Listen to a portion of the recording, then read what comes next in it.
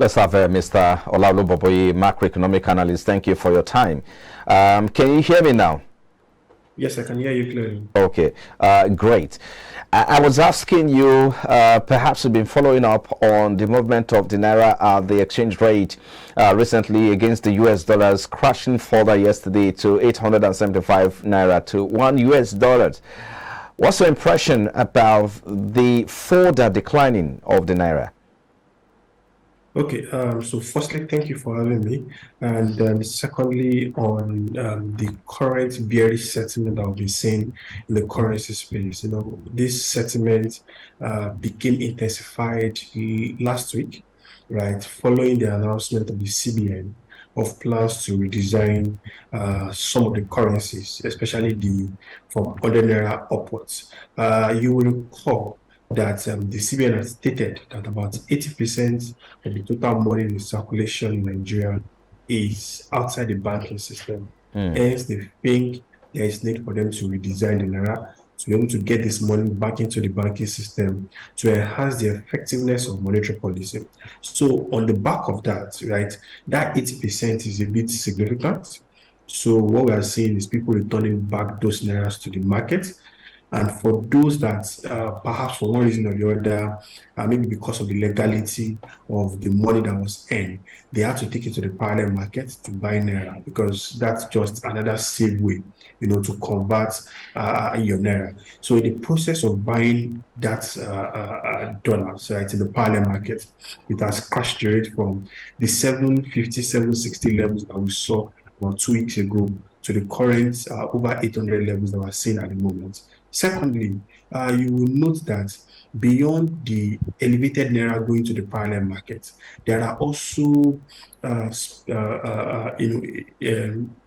general sentiment in the market. Pardon me, Boboyi. I just want us to be clear. Let's take it bit by bit.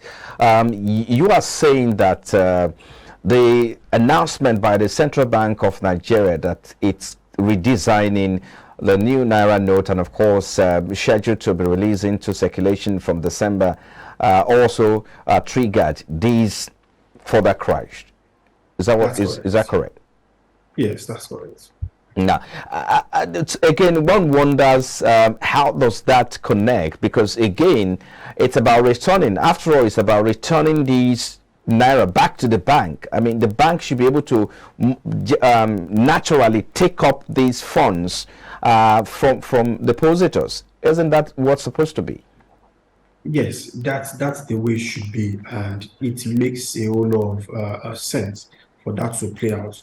But we need to understand that the money that is outside the banking system, which is 80% of the entire money in circulation, is in two folds. Number one, we have the legal funds, and number two, we have the funds that are not legal. Now, for the legal funds, it's a bit easy to return it back into the banking system. For the illegal funds, or for funds that has been accumulated over the years, which are quite heavy, Imagine someone, for example, holding a cash of $1 billion Naira or a cash of 100 million Naira. Returning it to the bank will raise questions, will raise concerns, right? Why hold so much and heavy cash? So for some people, even though their funds are legal, returning the magnitude of cash that they've held over the years back to the banking system is not entirely easy. So for them, they rather buy dollars. And at worst, people that have illegal funds, right? It's way much more easier for them to buy dollars, because to avoid anti-graft agencies, questioning them like EFCC, why do you have so much Naira? What do you do for a living and the likes? So it's kind of like an escape route for people to just go, to the parliament. And lastly, there is a lot of speculative activities, right? Even people that are not, within that band of elevated cash holders outside the banking system, they've seen the rate hiking and jumping, the parallel market to 800 levels. It's just for them to just key into it to take advantage of the elevated rates. Hello, Mr. Boboyi. But I think Boboyi was trying to let Hello? us. Yeah, can you hear me? Let me quickly come in with this. Yes, can you hear me now? Now, let me come in with these. Yes, of course, why people are trying to rush into the bank, or maybe hedge their fund by buying dollars or converting their naira to dollars. That's why it has gone up. Again, this has impacted on the value of the naira itself. How much the naira can you say the naira is worth now? So, if we do the Naira valuation, yes. So there are two ways in which we consider this, right? When we want to value the Naira, we don't value from the parallel market angle. While we understand that the parallel market angle is a reflection of demand and supply, is a reflection of investor sentiment, we don't value the parallel market rates. We value the official exchange rate. That's the INU window rate. And as of the last time we did our valuation about 2 weeks ago, what we saw was that currently the spot rate is close to 450 levels. And when we check the 12-month NDFs, 12-month NDFs are the non-derivable forwards. They give guidance to how investors are pricing in currency over the next 12 months. What we are saying is that it will be trading close to 500 levels, in the next 12 months.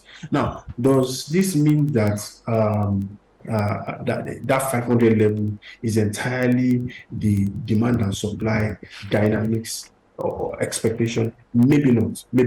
However, the pricing of investors at the moment, on the official leg is around 500 levels. Why we don't value the black market rate is because there are no adequate information, because it's a black market again. There are no adequate information for us to be able to value it adequately. Now, how long is this supposed to go on? How long is this expected to go on? Looking at the fact that this has impacted on the value of the naira, how much you can take to the market to buy commodity, for instance, a bag of beans or bag of rice commodity, for instance, has gone up in the last 3 or 4 weeks. If I may say, again, the question is, how long do we expect this to go on? And if you have to compare that with the real value of the naira at 500 level, like as you put it. So it might be difficult to tell how long this will persist. You'll recall that since the start of the year, the naira has been extremely volatile at the parallel markets because electioneering activities, schooling activities, especially in August, September, October, thereabouts, pressured the naira. So we are thinking that these pressures that we're seeing at the moment will likely persist till early next year. When I mean early next year, we are looking at before the elections. That's around January, because there are still electioneering activities, which could mean that we might see pressure on parallel markets. Secondly, the redesign of Naira is there. New Naira notes will not come into the system, I think, until late December or early January, right? So this just means that we might be seeing continued pressure on the parallel markets. Now, what are your thoughts on the gap between the exchange rate and the official rate? That's, of course, the naira has declined almost 200 naira in the last 3 months. If you look at the difference or the gap between the official market and the exchange rate, it's a big concern. Yes. More than 300 naira, or almost 350 naira, as it were. That's correct, right? It's pretty much alarming.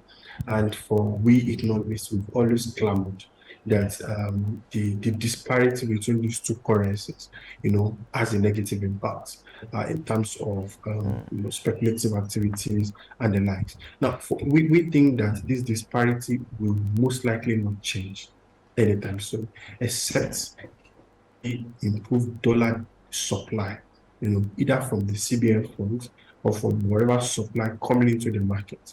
So, for instance, if the CBN decides to resume supply of dollars to the BDCs, maybe they decide to sell about $1 billion naira on a monthly basis to the BDCs, right? What we'll see is that the parallel market rates will crash. Secondly, there are expectations of talks around Dangote refinery coming on board next year.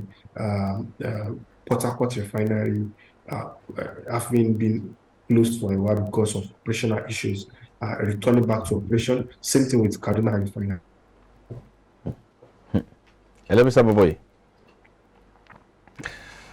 Well, I think Baboy was trying to highlight the fact that by the time we have these refineries in operation, perhaps it should impact or we should attract a foreign inflow of funds. Again, that's of course will be in dollars, and the country can have more dollar. But again, the question is whether that is going to operate, at the local currency level. Talk to us about that. Thank you for joining us again. Thank you. Can you hear me now? Yes, I can hear you. I mean, you talk about the fact that refineries, maybe the Port Harcourt refinery and the Dangote refinery will make a difference in the exchange rates. Again, the question is, are these going to be localized? Are we going to Nairanize, if I may permit me to use that word? Are we going to domesticate operations in terms of pricing and all of that? So, the pricing, for now, there are no clarities on how the pricing will operate. But for one thing is clear, if you have those refineries working efficiently, right, what the indication is that there will be logistics savings, FX savings for the government. So the amount that you spend on logistics costs to export crude oil, import refined products, there will be cost savings there. So the impact of that FX cost savings could have a pass through to the FX reserve, which could support a bit of increased dollar supply in the market. The question is if this is significant enough to either force down the parallel market rate back to the official rate. We don't think so. The best is to provide a bit of comfort and a bit of respite in the market. We think that there will be need for structural reforms. There will be need for intensifying of unification of currency in order to have that parallel market premium. Okay, let's quickly try to wind it down now, Baboy. I mean, yes, of course, you talk about this refinery, but the question and the concern is, when are we likely to have them in operation? Yes, we'll talk about Dangote refinery. Much has been said about that. Again, you talk about the Port Harcourt refineries and other refineries that are undergoing rehabilitation at the moment. But the concern is when has always been the question. Hello? Hello, can you hear me? Hello, Baboy. Hello? Oh, my goodness. I guess... Can you hear me? I want us to wrap it up now. If you can hear me, let's quickly wrap up with this. The question is, when are we going to have this refineries that we've been waiting for, including those ones or the ones that have been rehabilitated? Can you hear me now? I doubt if Baba, you can hear me. Oh my goodness, can you hear me? Well, I just think this is a good place to leave it. A bit of disruption there, but thank you so much. Olaolu Boboye is a macroeconomic analyst. Still to come after the break, the federal government says it is committed to growing Nigeria's steel industry as it unfolds plans to concession the steel industry. Well, that's our focus next on the program. Please, stay with us.